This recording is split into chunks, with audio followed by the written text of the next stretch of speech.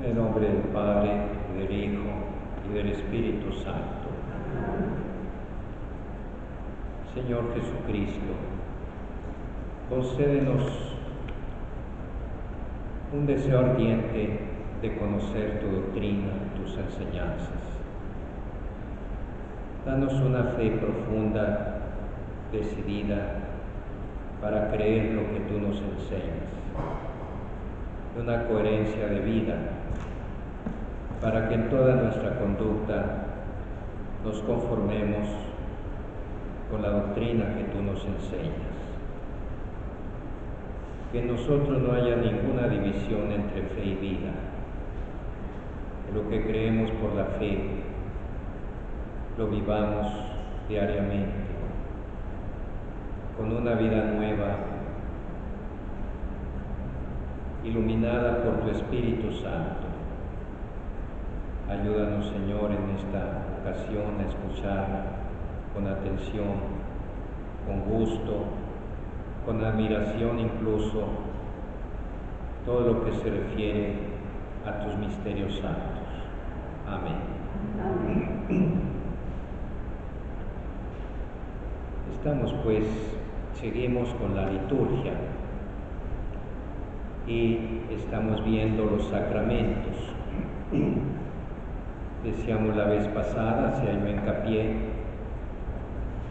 en que los sacramentos son consecuencia o están dentro de la lógica divina de la encarnación, que significa que Dios infinito, invisible, se hizo visible, humano, tomó un cuerpo y una naturaleza como la nuestra, y todo lo que hizo para salvarnos lo hizo a través o por medio de su cuerpo, de sus palabras, de sus gestos, de sus actitudes, de su amor que brotaba de su corazón humano. Pero en todo ese actuar humano estaba también la eficacia, el poder de su ser divino. De manera que Dios en Cristo nos está salvando. Era el mismo Dios, pero por medio de su cuerpo.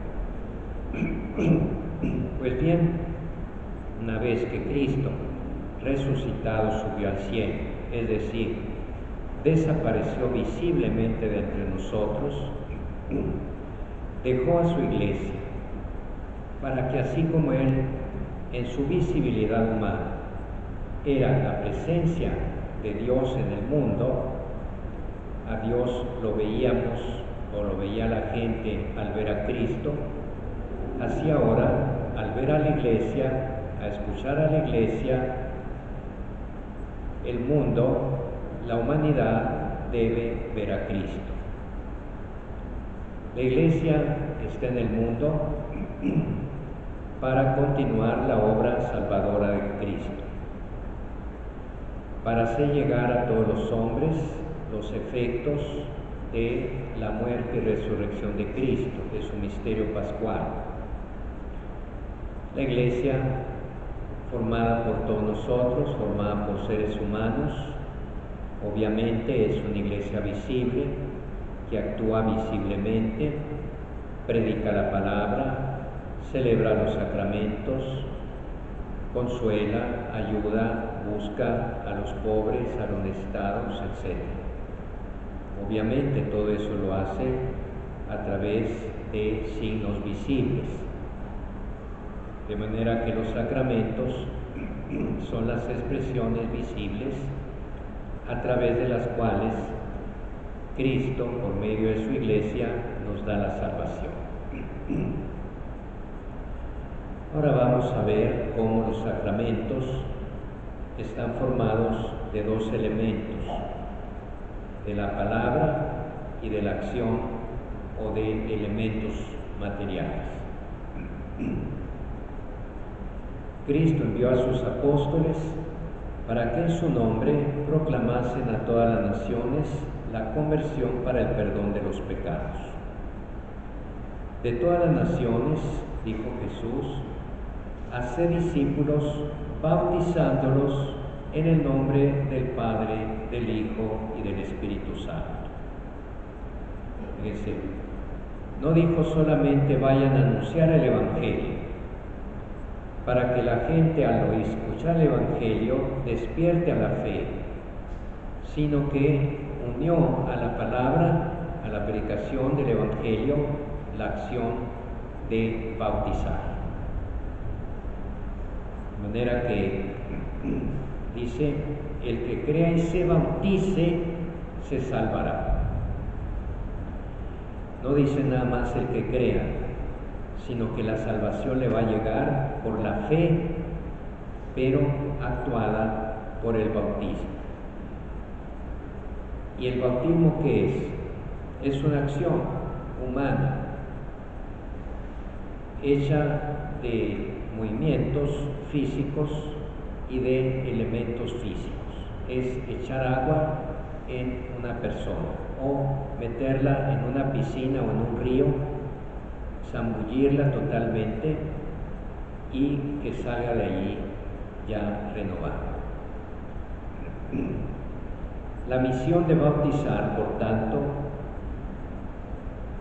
por tanto, la misión sacramental está implicada en la misión de evangelizar, porque el sacramento es preparado por la palabra de Dios y por la fe que es consentimiento a estas palabras. Fíjense bien, el pueblo de Dios se reúne sobre todo por la palabra de Dios vivo. Necesita la predicación de la palabra para el ministerio de los sacramentos. En efecto, son sacramentos de la fe que nace y se alimenta de la palabra. O sea, hay una unión entre palabra y acción. Acción con elementos físicos. Yo te bautizo en el nombre del Padre, del Hijo y del Espíritu Santo. Esas son las palabras. Mientras se dicen, el ministro echa agua sobre la persona que se está bautizando. Bien, la palabra explica la acción y la acción recibe la fuerza de la palabra, de manera que la persona bautizada en el nombre de la Trinidad queda efectivamente purificada del pecado original o de sus otros pecados, queda insertada en la iglesia, queda unida a Cristo y se hace hija de Dios.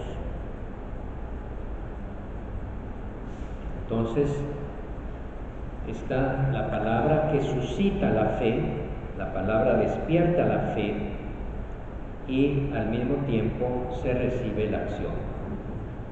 Los sacramentos están ordenados a la santificación de los hombres, a la edificación del cuerpo de Cristo, en definitiva a dar culto a Dios, pero como signos. Recuerden lo que es un signo, es una cosa que nos lleva al conocimiento de otra, que no vemos. Vemos una cosa que nos recuerda o nos hace reconocer que allí está la otra cosa que no vemos. Por ejemplo, el agua del bautismo significa la purificación y la gracia de Dios. Pero no solo suponen la fe, también la fortalecen, la alimentan y la expresan con palabras y acciones. Por eso se llaman sacramentos de la fe. O sea, es posible, claro, que alguien se bautice, alguien comulgue, alguien se confiese sin fe. Y entonces no les sirve de nada, porque la fe tiene que estar presente. Pero Cristo quiso que no solo con la pura fe recibiéramos su gracia, sino a través de esa acción. Los protestantes dicen, no, basta la fe. Y nosotros decimos, la fe queda actuada, realizada por el sacramento. La fe de la Iglesia es anterior a la fe del fiel. Por eso cuando uno se bautiza, por ejemplo, se bautiza en la fe de la Iglesia, entra uno en una comunidad de fe y forma parte de ella. Esa misma acción sacramental está expresando lo que uno cree. Es lo que se llama la ley de la oración, es la ley de la fe. Lo que uno reza es lo que uno cree. Lo que uno reza, lo que uno dice en la oración es lo que uno cree. Por eso ningún rito sacramental puede ser modificado o manipulado a voluntad del ministro de la comunidad, porque son sacramentos de la Iglesia. El ministro no puede cambiarlos, no puede modificarlos. Precisamente, una de las razones por las que las ordenaciones sacerdotales dentro de la Iglesia anglicana fueron declaradas nulas por el Papa León XIII, creo que fue en 1895, fue porque los ministros que antes eran católicos y habían abandonado la Iglesia y se habían hecho anglicanos protestantes, cambiaron la fórmula y la intención de la Iglesia en la ordenación sacerdotal, en la cual está implicada la idea de sacrificio. El sacerdote es un sacrificador. La víctima es, en este caso, Jesucristo muerto en la cruz. Bien, no tenían derecho de cambiar una tradición y una doctrina y una práctica que tenía la Iglesia desde tiempos en que nació. Por eso, esas ordenaciones sacerdotales las declaró el Papa nulas, porque se cambió la forma de ordenar a los sacerdotes.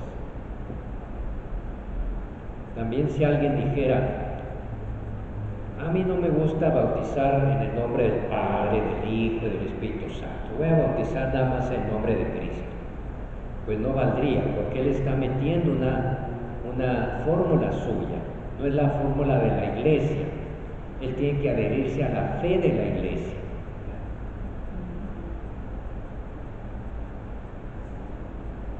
O si alguien dice, no, ya no voy a consagrar en la misa vino, porque a mí no me gusta el vino, voy a consagrar pues un jugo de otra fruta. Pues no, él está metiendo sus ideas propias personales en una tradición sólida, constante, original, que viene desde los apóstoles y que viene del mismo Cristo en la última cena. Tomó el pan, tomó el vino y lo ofreció como su cuerpo y su sangre. Si alguien cambia eso, pues mete un desorden y se sale de la Iglesia, anula el sacramento.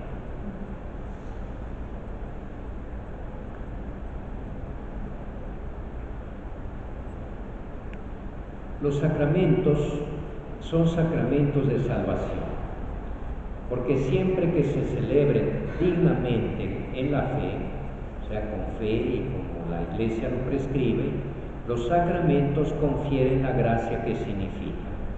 Eso es importantísimo. Los sacramentos no solo simbolizan, como dicen los que no creen en los sacramentos, pero son cristianos, que por ejemplo el pan y el vino en la Eucaristía no hacen presente realmente a Cristo, sino que lo simbolizan. O que el bautismo es un símbolo de mi aceptación de la fe cristiana, pero no realiza en mí ningún cambio profundo de mi ser, haciéndome hijo de Dios. Eso se realiza solo por la fe que yo tengo, no por el bautismo. Entonces la Iglesia siempre ha sostenido que por la acción del Espíritu, por la presencia del Espíritu Santo en la Iglesia, que es el que la sostiene, la guía, la inspira, al realizar la Iglesia, ya sea en el bautismo a través del sacerdote, del diácono, incluso de un laico, que puede también bautizar, es Cristo quien bautiza. Entonces allí se está realizando la acción de Cristo, no nada más simbolizándola. Ese bautizado queda realmente purificado del pecado original o de sus pecados actuales si es adulto, y queda insertado en la Iglesia, hecho hijo de Dios y un Cristo, otro Cristo, un unido a Jesucristo.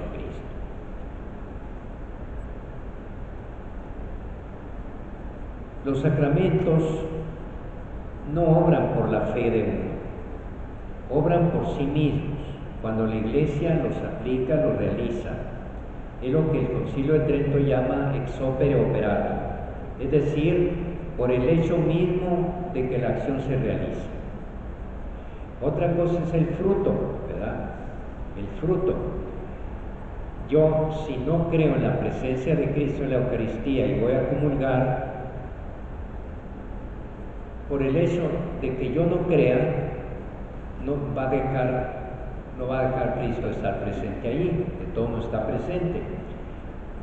Lo que pasa es que de nada me va a servir, porque no lo recibo con fe. Si uno se confiesa sin fe de que va a recibir la absolución, el perdón de los pecados, aquella absolución era real, no dependía de él, de su fe, se le dio, pero no le sirvió, porque no la recibió con fe. Entonces, los sacramentos no obran, no tienen realidad, existencia, sustancia, porque yo crea o no crea en ellos, sino porque Cristo los estableció y la Iglesia los celebra obedeciendo a Cristo y su voluntad transmitida a través de los apóstoles. Si uno no cree, pues entonces no recibe el fruto, pero el sacramento está allí. Por eso recientemente la Iglesia ha insistido mucho en que la gente se prepare para recibir los sacramentos. A mucha gente le cae mal que le digan, quiere bautizar, pues tiene que tomar un curso. O se quiere casar, pues tiene que tomar unas pláticas. Y van refunfuñando, como dijimos la vez pasada, van refunfuñando. ¿Por qué me obliga a hacer eso? Pues precisamente para no exponer que recibe el sacramento o que se lo dé a su hijo sin ningún fruto. En el caso del bautismo, pues el bebé, si es bebé, si lo recibe bien. Pero en el caso de un adulto, él tiene que prepararse para saber que va a recibir. Y los novios tienen que prepararse para saber en qué consiste el sacramento. Y que se despierte su fe y lo reciban con fe. Porque no, de otra manera se corre el riesgo de que se anule no el sacramento en sí mismo, insisto, porque ese está allí, sino el fruto que él podría recibir.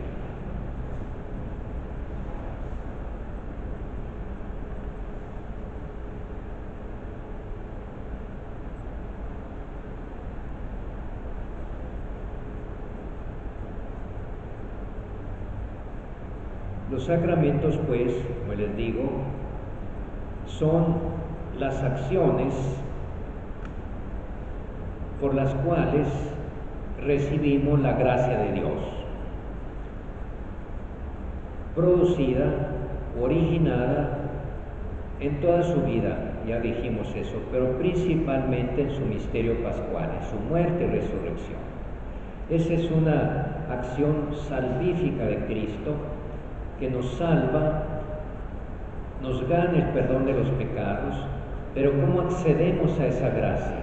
A través de los sacramentos. Los sacramentos, pues, no son un simple símbolo, sino producen aquello que significan. Recuerden que Jesús dijo, el que cree y se bautice, se salvará. Se salvará. O sea, si alguien se muere, aunque sea un gran pecador, si es adulto y se bautiza y se muere en ese momento, porque a lo mejor estaba ya por morir,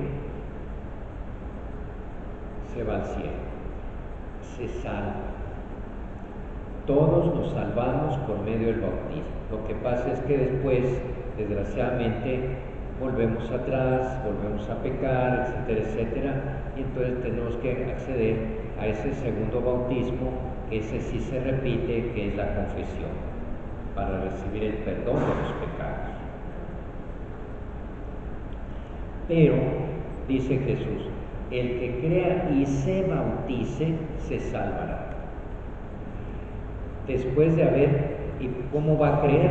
Porque le han predicado la palabra. Predicación de la palabra de Dios, o sea, el Evangelio. Respuesta del oyente, que es la fe en lo que la palabra dice, y entonces se bautiza. Ese bautizo, que es la acción de agua, acompañado con las palabras que explican esa acción, yo te bautizo, etc., lo salva, efectivamente lo salva. En el caso, por ejemplo, de la Eucaristía, dice, el que come mi carne y bebe mi sangre. Los judíos se asustaron cuando les dijo eso, tienen que comer mi carne y beber mi sangre, pero no se imaginaban que iba a ser a través de un sacramento, el pan y del vino, pero es su carne y su sangre. Dice, el que come mi carne y bebe mi sangre, tiene vida eterna. O sea, el hecho de comer la carne y la sangre, tomar la sangre de Cristo con fe, me da vida eterna, me santifica. Y esa santificación es más o menos según la medida de mi fe y de mi aceptación. Hay gente que comulga con tanto fervor, con tanto amor a Cristo, lo recibe con tanta fe y amor, que se santifica.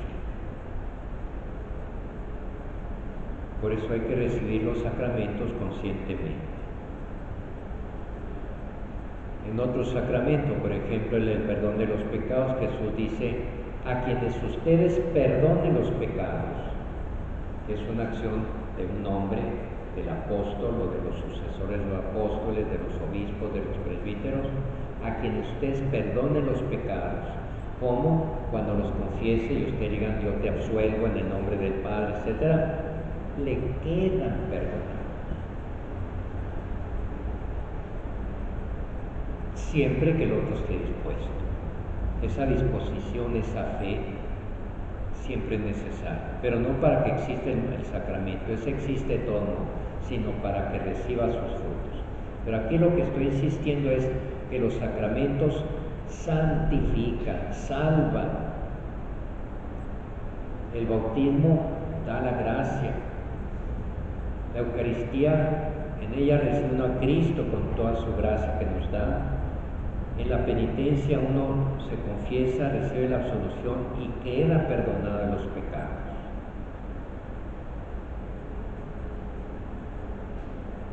No son simples símbolos, sino realidades efectivas por medio de las cuales recibimos la gracia. Repito, sin embargo, los frutos de los sacramentos dependen también de la disposición que uno tenga.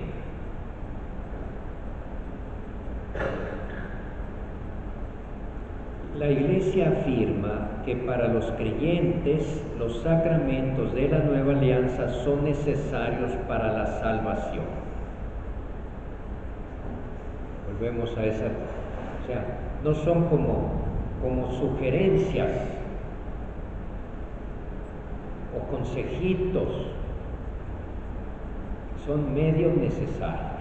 Así los estableció Cristo. Y ya expliqué muchísimo repetidamente por qué Cristo quiso que recibiéramos su gracia a través de signos sensibles, porque eso es lo que hizo en la encarnación, y porque es lo humano, porque siempre todo lo damos, lo recibimos a través del cuerpo, a través de gestos humanos, de acciones humanas. Entonces también la salvación. La salvación es algo espiritual, la gracia es algo espiritual, pero viene a una persona que está hecha de cuerpo y alma, en una materia física y del espíritu. Entonces también el cuerpo participa de esa gracia. Entonces los sacramentos no son optativos para un cristiano. Esto deben atenderlo muchos que dicen, pues yo para qué me caso por la iglesia, mejor nos juntamos o si acaso por el civil, que es lo que se hace mucho ahora. O que no van nunca a misa, o que no comulgan, o que ya no bautizan a sus niños. Todo eso está indicando la pérdida masiva de fe que hay en nuestro pueblo. Porque hace unos 50 o 100 años a una familia jamás se le hubiera ocurrido prescindir del bautismo de sus niños. Incluso los bautizaban el mismo día que nació, o a los 8 días, como Jesús en la circuncisión. Entonces, a medida que se pierde la fe, se pierde también el interés por los sacramentos.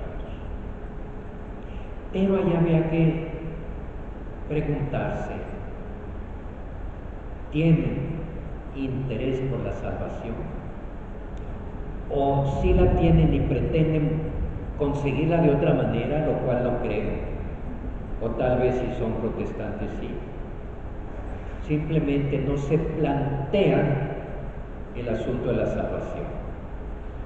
Pero si no se plantean el asunto de la salvación, ¿cómo viven? ¿Qué se plantean? Si es algo absolutamente trascendental en la vida. ¿Yo para qué nací? Para salvarme. Que tengo que morir es infalible. Dejar de ver a Dios y condenarme, triste cosa será, pero posible. No quiero ir a misa, no quiero casarme por la iglesia, no quiero bautizar a mis niños, no quiero confesarme, no necesito. Una de dos, o no crees en Cristo y en sus sacramentos, o no crees que tú tengas que recibir la gracia de Dios a través de los sacramentos. En cualquiera de los dos casos está mal, porque si no cree, pues ¿de qué se va a agarrar? ¿O no quiere salvarse? Generalmente esa pregunta la esconden como la basura debajo de la alfombra. No me hable de eso, yo no quiero saber nada. Pero pues es una pregunta fundamental. ¿Para qué estoy en la vida? ¿A dónde voy? ¿Qué hay después de la muerte? Por lo menos algunos acuden a otras creencias budistas, hinduistas, musulmanas. Bueno, pues algo es algo, por lo menos se ve que se plantean la cuestión de la salvación. Pero no planteársela será algo razonable. Y peor aún, si uno es católico, será razonable que no tome en serio mi fe católica para salvarme. Y para salvarme es necesario comer el cuerpo de Cristo, porque así tengo vida eterna. Bautizar a mis niños, porque así los vinculo a Jesucristo. Confesarme, porque recibo el perdón de mis pecados. Qué pena, pues, que a medida que se pierde la fe, se pierde interés en los sacramentos. O sea, la falta de interés en los sacramentos nos da la medida de la pérdida de fe. Los sacramentos son sacramentos de la vida eterna. Precisamente, todo sacramento de alguna manera me está hablando del más allá, del sentido de mi vida, del destino final. Porque si solamente fuéramos a vivir en esta vida, los sacramentos saldrían sobrando. Ellos nos dan la gracia, la salvación para después de la muerte. el que coma mi carne y beba mi sangre tiene vida eterna, y yo lo resucitaré el último día. El que recibe el bautismo recibe la gracia de Dios, se hace hijo de Dios y es heredero con Cristo de la vida eterna. Todo lleva hacia la vida eterna.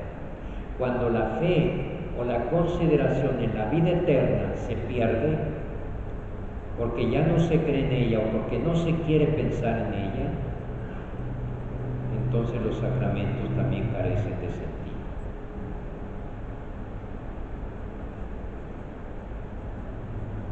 Nos dice Santo Tomás, el sacramento es un signo que rememora lo que sucedió,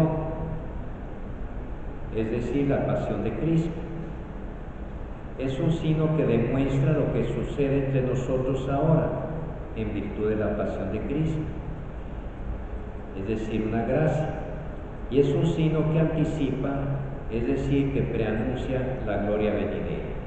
O sea, están esos tres tiempos, pasado, presente y futuro en todo sacramento. Pasado porque trae la pasión de Cristo, el misterio pascual de Cristo. Lo hace presente en mi vida para poder yo vivir con Cristo en la vida eterna. Vamos a hacer este resumen como está aquí en el catecismo. Los sacramentos son signos eficaces de la gracia, eficaces, o sea, producen la gracia, instituidos por Cristo y confiados a la Iglesia, por los cuales nos es dispensada la vida divina. La Iglesia lo realiza para dispensarnos, es decir, para entregarnos la vida divina, la gracia. Los ritos visibles bajo los cuales los sacramentos son celebrados significan, pero al mismo tiempo realizan la gracia propia de cada sacramento. El bautismo no solo es un símbolo porque lava, sino que me lava. Y no tanto el cuerpo, porque entonces tendría que bañarme completamente y basta que se le eche agua en la cabeza, un símbolo, pero lo que se está bañando, limpiando, es el agua.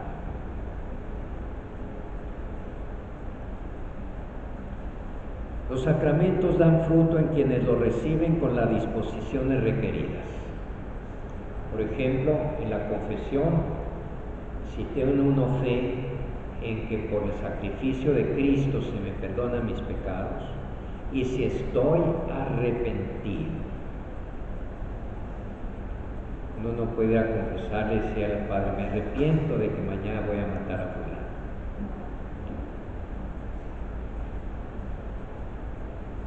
Me arrepiento de que me voy a robar tal cosa.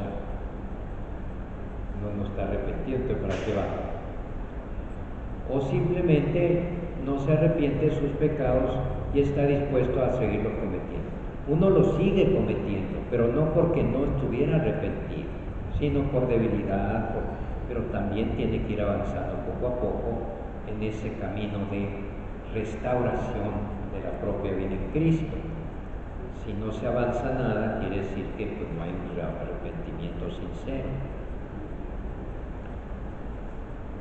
La Iglesia celebra los sacramentos como comunidad sacerdotal estructurada por el sacerdocio bautismal y el de los ministros ordenados. Y eso lo vamos a ver enseguida al responder la pregunta, ¿quién celebra los sacramentos? ¿Quién celebra? Pero aquí adelantamos, los celebra toda la Iglesia en general, pero representada en esa pequeña comunidad que está ahí presente. Por eso los sacramentos siempre son comunitarios. Si por alguna razón no hay comunidad presente, esta se supone, pero es porque la suple la Iglesia en general. Pero la Eucaristía, normalmente el sacerdote no celebra solo, celebra con una comunidad. Y esa comunidad celebra también el sacramento, porque es una comunidad sacramental, sacerdotal, por el bautismo. Eso lo vamos a ver enseguida. El Espíritu Santo es el que nos dispone a recibir los sacramentos por la palabra de Dios y por la fe. Primero creemos y luego recibimos la gracia por el sacramento. Puede haber un caso en que no se reciba el sacramento y se reciba la gracia, pero tiene que haber fe. Por ejemplo, uno que ha estado preparando, que no es cristiano, que no está bautizado, pero que se ha estado preparando para el bautismo, tiene fe porque ha creído en la palabra que se le ha predicado, en la doctrina que se le ha enseñado, ha despertado la fe en Dios, en la Trinidad Santísima, en Jesucristo, en su sacrificio salvador, cree. Le falta bautizarse.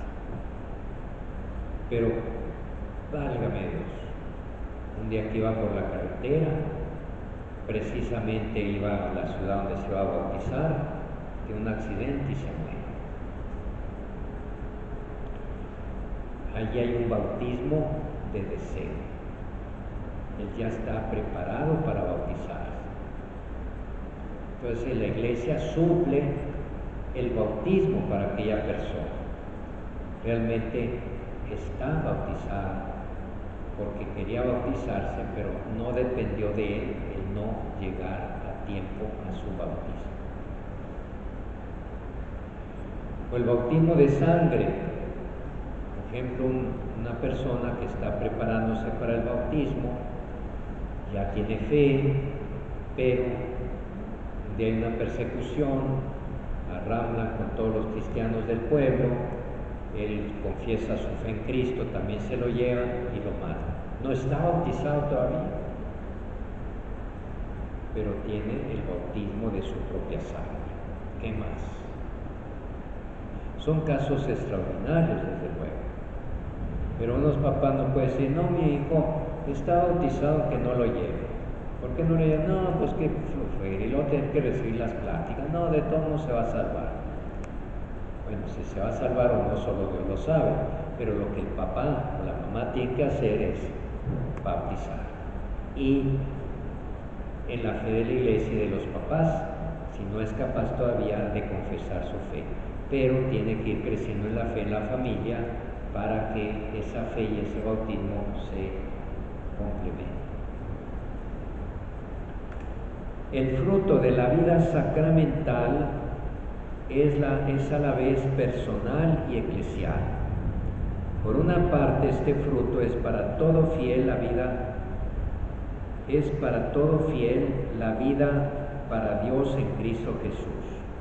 Por otra parte, es para la iglesia crecimiento en la caridad y en su misión de testimonio. O sea, la vida sacramental de los fieles le afecta al fiel que lo recibe y bendice, hace crecer en gracia a toda la iglesia. Toda la iglesia recibe la gracia. Si yo me confieso, me arrepiento de mis pecados, toda la iglesia recibe el beneficio espiritual de mi absolución. Como también si peco, toda la iglesia es dañada. Toda la iglesia es dañada. Aun los que ni siquiera se encuentran ya muy lejos, la iglesia recibe el daño de mis propios pecados. Como también recibe la gracia, participa toda la iglesia de la gracia. ¿Por qué? Porque somos un cuerpo místico, somos todos uno en Cristo Jesús. Capítulo 2. La celebración sacramental del misterio pascual.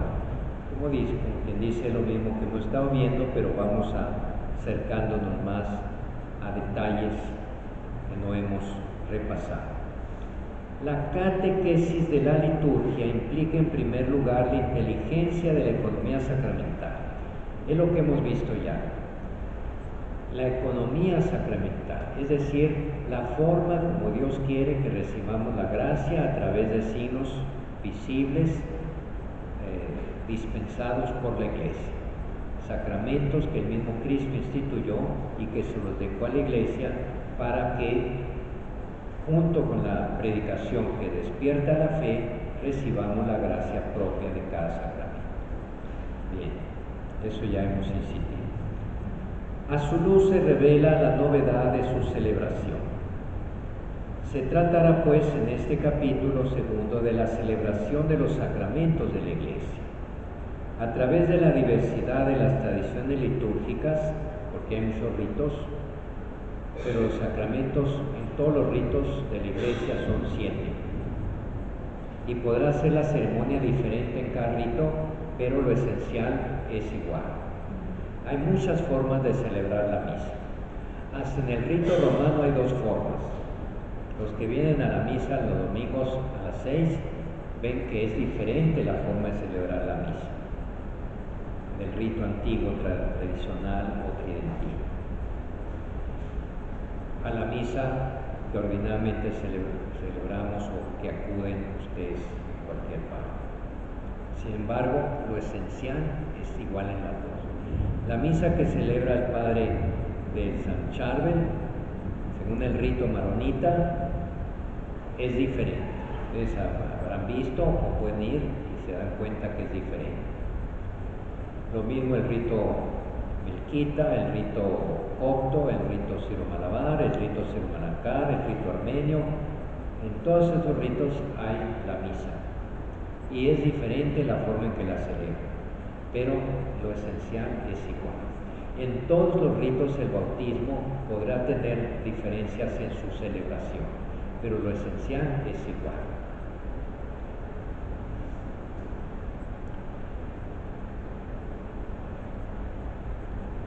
Por eso dice, a través de la diversidad de las tradiciones litúrgicas se presenta lo que es común a la celebración de los 7 sacramentos. Lo que es propio de cada uno de ellos será presentado más adelante, o sea, cuando veamos el bautismo, la confirmación, etcétera, cada uno de ellos. Ahorita estamos viendo el conjunto. Esta catequesis fundamental de las celebraciones sacramentales responderá a las cuestiones inmediatas que se presentan a un fiel al respecto. Pues vamos a responder a estas preguntas. ¿Quién celebra los sacramentos? ¿Cómo hay que celebrar los sacramentos? ¿Cuándo celebramos los sacramentos? ¿Dónde se celebra? Bien, hasta lo que nos alcance vamos a ver hoy. ¿Quién celebra? La liturgia es acción del Cristo total. Recuerden que el Cristo total, según la expresión de San Agustín, es Jesús, Jesucristo y su iglesia. Cristo como cabeza del cuerpo que es su iglesia. ¿Quién es Cristo total? Cristo con su iglesia. Entonces los sacramentos los celebra la iglesia toda, Cristo con su iglesia. Aunque sea aquí en esta capilla y uno celebra el bautismo o la Eucaristía, es todo el cuerpo de Cristo el que está celebrando la Eucaristía con nosotros, porque somos un cuerpo. En un cuerpo, aunque los ojos vean, pues todo el cuerpo siente esa acción de ver, ¿verdad? Pero no solo aquí en la tierra, porque el cuerpo de Cristo no solo está aquí, nosotros, iglesia militante, sino está en el cielo. De manera que en el cielo también se está celebrando continuamente la liturgia. Esto lo vemos en Apocalipsis. Dice, el Apocalipsis de San Juan, leído en la liturgia de la iglesia, nos revela primariamente, lean en su casa los capítulos 4 y 5 del Apocalipsis. Con ese lenguaje apocalíptico, él se llama misterioso, simbólico, nos presenta San Juan, el autor del Apocalipsis, la liturgia en el cielo. Dios que está sentado en su trono, el Cordero Inmaculado que fue degollado pero está vivo, así lo dice, los 24 ancianos, etcétera, etcétera. Puros simbolismos muy extraños para nosotros, pero que están alabando a Dios, bendiciéndolo, glorificando. Bien, pues mientras aquí nosotros celebramos la misa, se está celebrando en el cielo. Dice, el Apocalipsis de San Juan, leído en la liturgia de la Iglesia, nos revela primeramente que un trono estaba erigido en el cielo y uno sentado en el trono, el Señor Dios. Luego revela al Cordero, inmolado, pero está de pie, o sea, fue inmolado, pero está vivo, resucitado.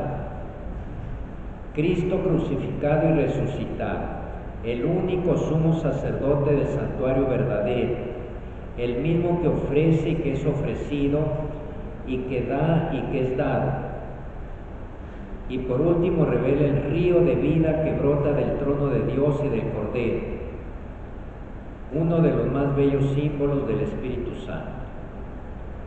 Esto lo trae un famoso converso del protestantismo al catolicismo, Scott Hahn, en su libro La Cena del Cordero. Allí hace una relación muy bonita de esa liturgia en el cielo que se realiza al unísono con la liturgia en la tierra. O sea, que el que celebra la liturgia, cualquier misa, cualquier bautismo, cualquier matrimonio, etcétera, es toda la Iglesia. Recapitulados en Cristo, participan en el servicio de la alabanza de Dios y en la realización de su destino. Las potencias celestiales, toda la creación, representada en los cuatro vivientes, que son temas que salen ahí en ese capítulo 4 y 5. Los servidores de la antigua y de la nueva alianza, los 24 ancianos. El nuevo pueblo de Dios, los 144.000, que es un número simbólico. En particular los mártires, degollados a causa de la palabra de Dios. Esto está en el siguiente capítulo, en 6. Y la Santísima Madre de Dios, representada por la mujer que da luz en el Apocalipsis 12, que es la Iglesia, y también al mismo tiempo María, que es figura y modelo de la Iglesia, esposa del Cordero. Finalmente, una muchedumbre inmensa que nadie podrá ya contar, de toda nación, raza, pueblos y lenguas.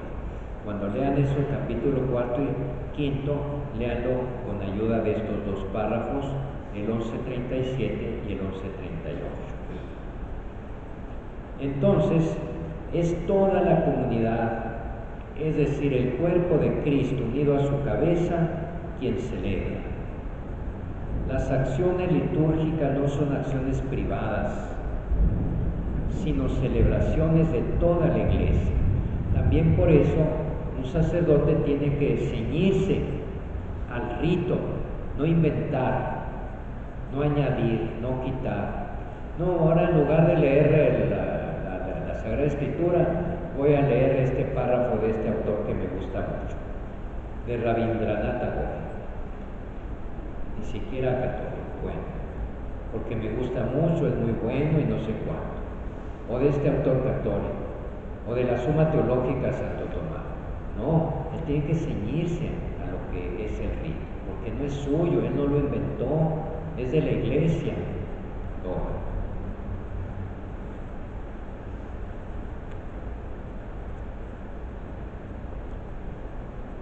Son sacramentos de unidad, no de dispersión. Por eso también, siempre que los ritos, según la naturaleza propia de cada uno, admitan una celebración común con asistencia y participación activa de los fieles, hay que inculcar que ésta debe ser preferida en cuanto sea posible a una celebración individual y casi privada. Por eso, entre celebrar la misa del sacerdote solo o con comunidad, con comunidad. El bautizo se celebra, aunque sea de un niño, pues con la familia del niño y con más invitados. Pero cuando nos vamos a confesar, hey, vénganse todos, me voy a confesar, hay una celebración previa penitencial que nos prepara para que la confesión sea individual, desde luego, discreta, en secreto con el sacerdote, pero es mejor hacer primero una celebración penitencial, como se usa en la Cuaresma o en el Adviento en nuestras parroquias, cuando se juntan muchos sacerdotes para confesar. Se hace primero una paraliturgia, una celebración de la palabra, y luego ya cada quien se va con el sacerdote que quiere. Pero conocen eso, ¿no es cierto? Cuaresma, en ciertos momentos importantes donde se recalca mucho la confesión, se hace con una celebración. Entonces, siempre que se pueda, es mejor con la comunidad. Por ejemplo, si uno va al hospital a darle la unción de los enfermos a uno, pues es mejor que esté, después de confesar al enfermo, pues que pasen todos los demás que están allí, los familiares y amigos, a participar de esa celebración.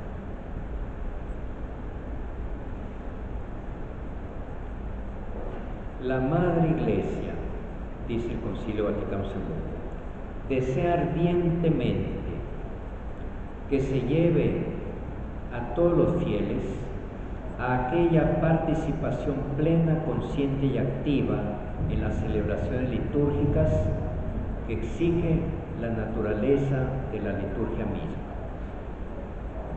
y a la cual tiene derecho y obligación en virtud del bautismo el pueblo cristiano, que es linaje escogido, sacerdocio regio, nación santa, pueblo adquirido, según las palabras de San Pedro en su primera carta. ¿Qué dijo este párrafo del concilio? Muy importante. Que los fieles deben estar preparados para celebrar los sacramentos, participando en ellos de una manera plena, consciente y activa. O sea, no estar ahí nada más como bulto, sino dándose cuenta de lo que está pasando en la misa, en el bautizo, en el matrimonio. Todos deben estar preparados y tomar parte activa. Esto se ve más que nada en la misa. La misa, hay un sacerdote ministerial que hace las veces de Cristo cabeza, pero hay una asamblea de personas consagradas también. No es un pueblo profano. La asamblea litúrgica de los que están allí en las bancas es una asamblea hecha de personas consagradas, o como dice San Pedro, un linaje escogido, un sacerdocio real, una nación santa, un pueblo adquirido por Dios. Entonces, también están celebrando la misa junto con el sacerdote, pero cada quien en su propio puesto, de sacerdote bautismal y de sacerdote ministerial, pero todos juntos están celebrando la misa. En el rito nuevo se insiste más o se subraya más esa participación activa del pueblo que está presente, tiene más intervención. Hay lectores, hay más oraciones que dice junto con el sacerdote, etc. Y eso es lo que quería la reforma litúrgica desde hacía muchos años antes del concilio, que el pueblo participara más, que se le abrían campos de participación. Como decimos, no todos tienen la misma función. Algunos son llamados por Dios y por la Iglesia a un servicio especial de la comunidad, o sea, por medio del sacramento del orden. Otros tienen el sacramento del bautismo, que los consagra los hace personas consagradas a Dios. Por eso San Agustín decía: con ustedes soy cristiano, para ustedes soy obispo. El título de cristiano es para mí un título de gloria. El título obispo es un título de responsabilidad.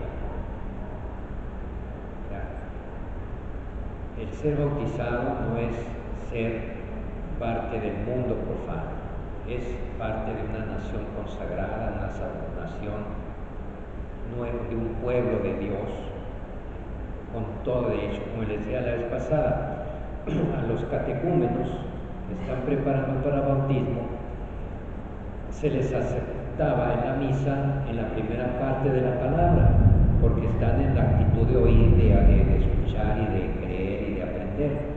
Pero cuando llegaba la parte de la Eucaristía, al ofertorio, se les despedía de la misa. Y ustedes ahorita no, porque no son parte de este pueblo sacerdotal, no han recibido el bautismo. Y ellos se iban esperando muy pronto ser bautizados para poder participar plenamente de la misa. Claro, si estamos celebrando misa y entra uno que no está bautizado, pues que entre, ¿no? Algo aprenderá. Si está toda la misa, a lo mejor Dios lo mueve a decir: yo quisiera ser cristiano, quisiera ser católico. Es una forma de predicación también, pero no participa de la misa.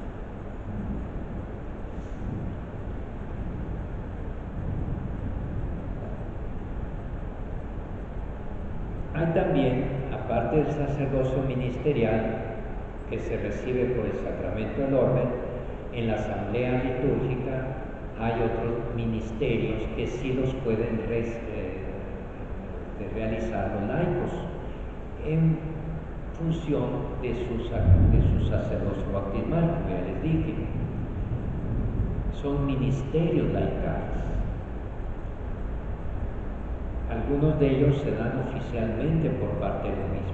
Generalmente no, simplemente el párroco los invita a que realicen ese ministerio. Lectores, cantores, los que llevan la Eucaristía a los enfermos, los que explican ahí la misa con las municiones, etc. Son ministerios a través de los cuales los fieles pueden participar de una manera más activa.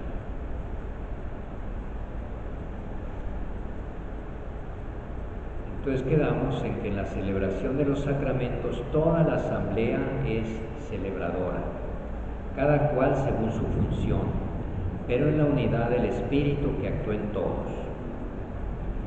En las celebraciones litúrgicas, dice el concilio, cada cual ministro fiel, al desempeñar su oficio, hará todo y solo aquello que le corresponde según la naturaleza de la acción y la norma litúrgica. Aquí terminamos.